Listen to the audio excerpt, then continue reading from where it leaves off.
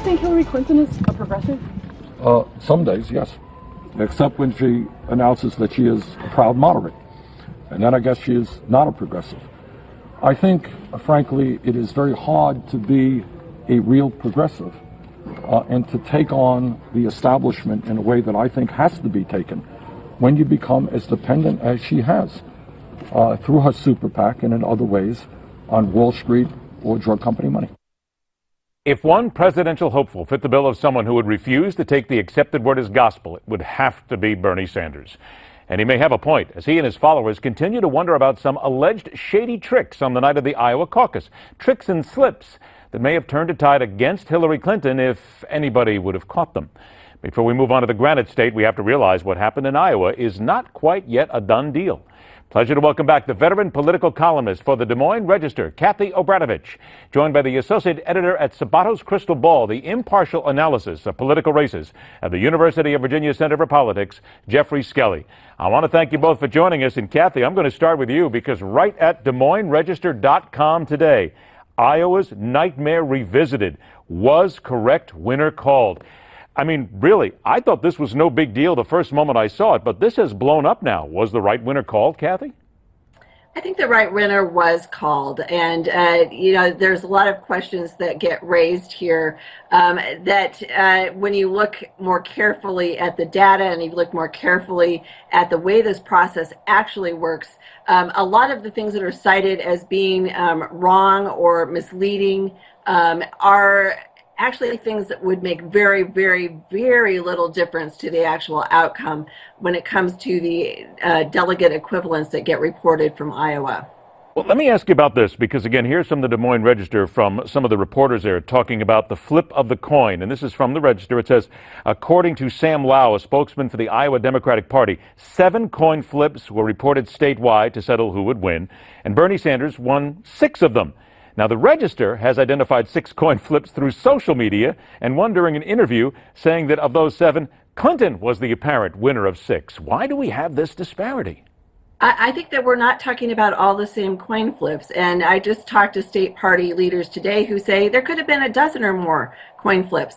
But keep in mind that every one of these coin flips was for one county delegate at each precinct. There are over 11,000 county delegates. And what you saw reported on caucus night, those little percentage point differences between Bernie Sanders and Hillary Clinton represent many, many, many county level delegates. These are state delegate equivalents. So even if there were a dozen coin flips and they all went for Hillary Clinton, or a dozen coin flips and they all went for Bernie Sanders, that would not have changed the outcome. I never thought I would be asking for a National Football League referee to be available at a caucus before, but I think this time it actually might not have been a bad idea. Geoffrey, let me ask you from Sabato's side of things, and looking at the analysis of all this, Bernie Sanders is talking about this is not over yet. People have talked about lawsuits, legalese, get in there, figure out who actually won. How does Sabato see this? As a done deal and a no big thing, or something that needs revisiting? Well, I think this sort of confirms the problem with the caucus system if you're really going to get down to whether votes were counted or not, and just exactly what people were thinking, or how they actually voted, one by one. On the Republican side, they hold a presidential preference vote. They actually record the popular vote. They don't do that on the Democratic side. So this, issues of transparency are always going to be a part of this.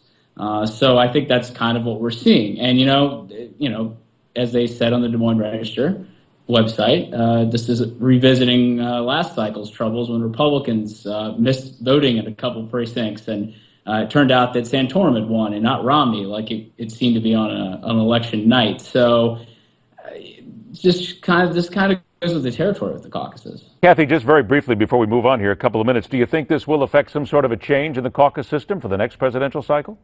It's always every 4 years the parties reevaluate what happened with their process. Ultimately, though, the problems 4 years ago and this year are the result of historically close races. These kinds of things can happen in primaries as well. If there's a historically close race, everything about the process gets scrutinized. That happens. It's just a coincidence that it happened 2 cycles in a row in Iowa. I will expect the parties to review this. But ultimately, what they're telling me today is they don't see any glaring problems in the process that they expect to have to fix. Geoffrey, I got about 90 seconds left here. On the Republican side of things, we were told by the polls that Donald Trump was going to crush everybody. How do we get it all so wrong?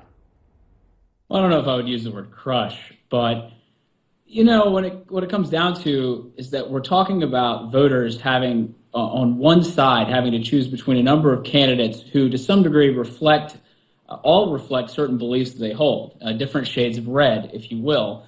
And so there was always a chance, and it's been shown repeatedly in past caucuses and primaries, that voters early on in the process can change their minds with not much time to spare. So, for example, the entrance poll showed that Marco Rubio won among those who made up their minds in the last few days before the caucuses.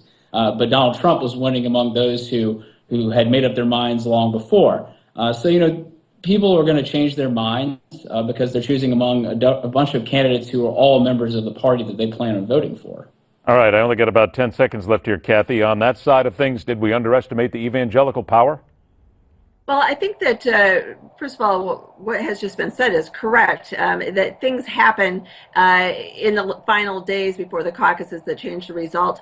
Our Des Moines Register pollster, Ann Selzer, pointed out in her final poll that, evangelicals, if they turned out in the same levels as they did in 2012, would cause a much closer result and a much better result for Indeed. Ted Cruz. And I think we were saying all along that things could change between the polls. And believe me, they sure did. Read the Des Moines Register and Kathie Obradovich to learn more about it. Geoffrey Skelley, also, thank you so much for joining us. We appreciate your time. Stay with us. The Hardline continues.